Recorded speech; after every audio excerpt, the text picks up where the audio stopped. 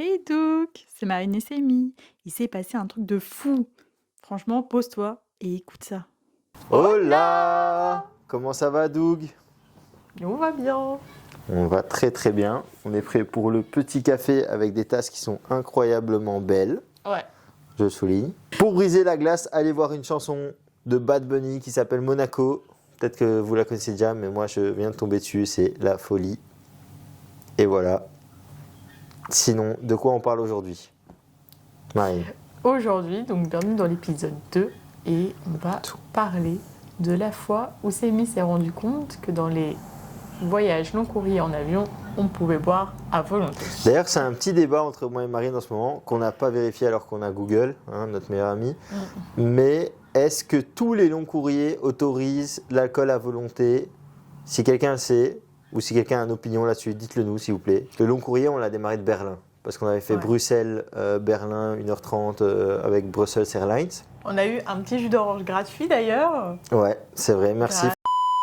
Ouais. Ouais. Mon tonton qui travaille a fait jouer ses contacts et on a eu un jus d'orange gratuit, c'était très cool. C'était trop chouette parce qu'on attendait l'avion et tu sais, dans la salle d'attente. Et puis il y a un petit monsieur qui est venu vers nous qui nous a dit Simiris. Vous êtes le neveu de... Oui, exactement. Il faut savoir, dans les souvenirs de Marine, c'était, soi-disant, on a eu des bulles, mais sur le vol, il était à 10h du mat. Donc je me vois mal demander des bulles à un collègue de mon tonton, genre à 10h du mat. Mais le jus d'orange était tout aussi bon que des bulles. Donc on arrive à Berlin, on mange un petit Pokéball, whatever. On essaie de se faire surclasser, on pense qu'on se fait surclasser. Ouais, on a vraiment pensé qu'on s'était fait surclasser. Mais en fait, non. Pas du tout. Par Mais contre, quand même. on a été l'un à côté de l'autre gratuitement. Ouais.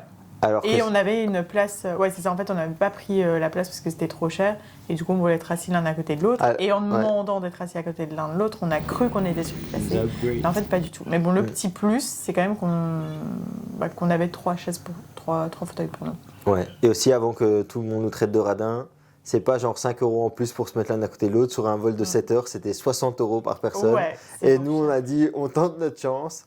Dans le premier courrier, donc on n'a pas trop profité de l'alcool gratuit, mais je sais même pas s'il y avait. C'est gratuit. Et oui. Et santé, non?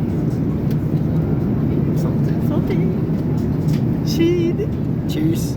On a voyagé avec Qatar Airways. Ça me fait chier de faire la pub gratuitement.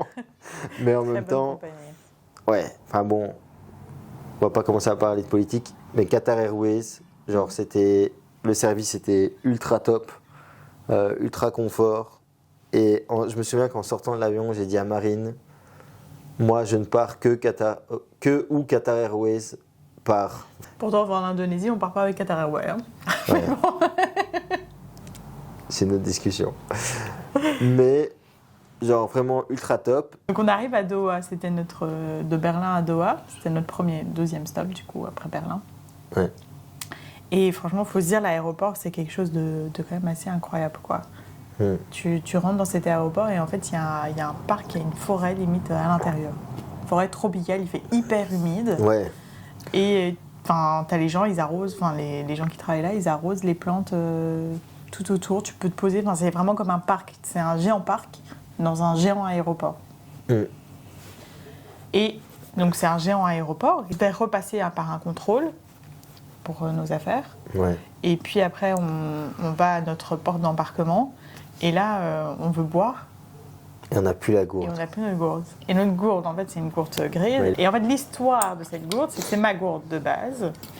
Et je me trimballe tout le temps, pour ceux qui me connaissent, j'ai tout le temps une gourde avec moi.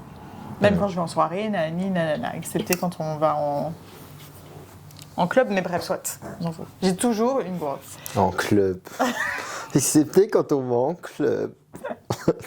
Je savais pas comment dire ça. Bref. Soirée électro. Voilà.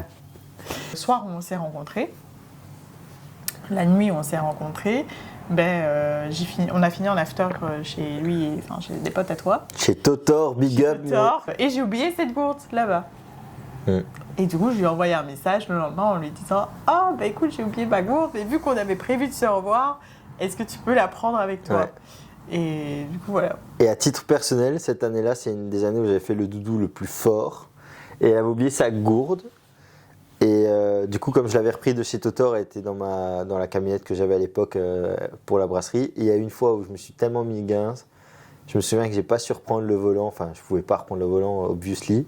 Et du coup, je me suis dit tant pis, je dors dans la camionnette. Et le lendemain matin, je me réveille desséché, mais genre comme un raisin sec. Et je vois sa gourde que je dois lui rendre, tu vois, que j'ai depuis 2 jours dans la camionnette. Et je dis, ah, vas-y, dis-moi qu'il y a quelque chose dedans. J'avais aucun souvenir, évidemment. Et je l'ouvre, elle était à moitié pleine, je l'ai tuée.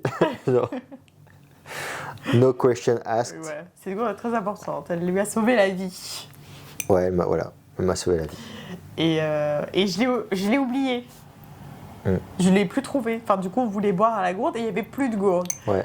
Et À du coup, l'aéroport. je ne savais plus où je l'avais mise. J'oublie très souvent mes affaires partout. Et du coup, je me suis dit, ah bah écoute, le dernier moment où je me souviens de l'avoir enlevé du sac, c'est quand on a enlevé les affaires. Quand on a passé le contrôle. Du coup, on se retape tout le chemin pour retourner. Avec c'est mi-chiant. C'est mi-chiant, c'est mi-chiant, c'est mi-dramatique, c'est mi-fatigué du voyage. T'as perdu le symbole de notre amour. On retourne au contrôle. Et là, le petit monsieur nous voit arriver.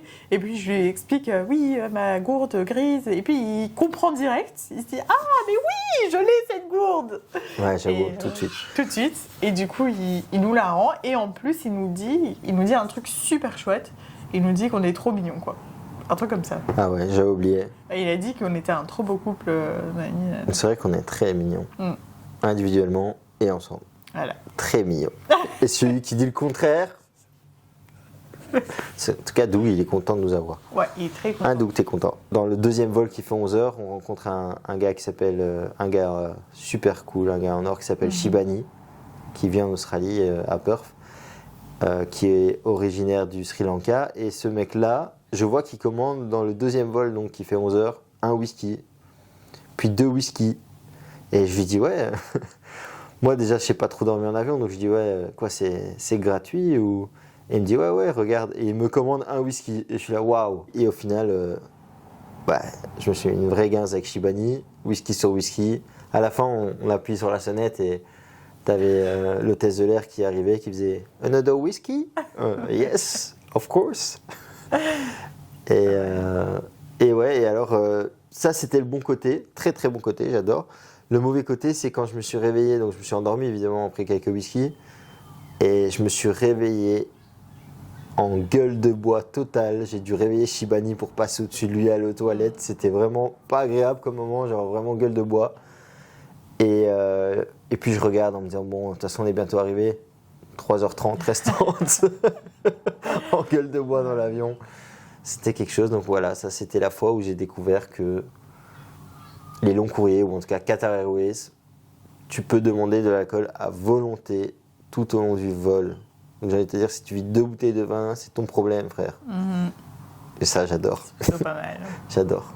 C'est clair que pour moi qui ai une peur du manque, donc j'ai souvent peur de ne pas avoir assez, donc j'ai tendance à trop commander à manger ou trop prendre d'alcool du magasin d'alcool ou des trucs comme ça, juste pour être sûr que j'en ai assez. Ben là, c'est génial parce qu'il n'y aura pas de manque. Tu peux pas finir ce qu'il y a dans l'avion de toute façon. Donc ça, c'était chouette. En même temps de sa découverte, donc on a fait la rencontre de Shibani. Alors moi, je vous avoue, c'est pas moi qui vais parler parce que j'ai passé les 11 heures de vol à quasi dormir tout le temps. T'as passé 30 heures de voyage à dormir tout le temps, frère. C'était... Mais c'était... Ouais. Non, c'était ouais, cool. Et donc là, en contact avec Shibani, en fait, ce qui est drôle, c'est que dans le premier vol, on n'a pas été surclassé, mais on avait bien les 3 sièges et c'était quand même confortable parce que je pense qu'on n'est pas les premiers à avoir eu ça dans notre vie, mais on a un siège où on peut mettre nos affaires, on peut se coucher un peu plus, etc. Puis tu déranges personne, quoi. Tu déranges personne, ouais. Et du coup, on s'était vraiment dit, on espère que dans le deuxième vol long courrier jusqu'à Perth, qu'on aura encore ce truc-là. Et au final, quand on arrive, non seulement on n'a pas ce truc-là, mais en plus c'est quand même Shibani, c'est quand même un gabarit, il est balèze. Il est grand, il est large, et tu te dis oula, merde alors. Et en fait, finalement, il fait partie des plus belles rencontres qu'on ait eues jusqu'ici. Ce qui est intéressant, c'est qu'à ce moment-là, je voulais faire un test au foot, pas au football australien, au football européen. Bah, vous avez parlé de vos rêves. on a parlé de nos rêves quand Marine dormait, on a parlé de tout.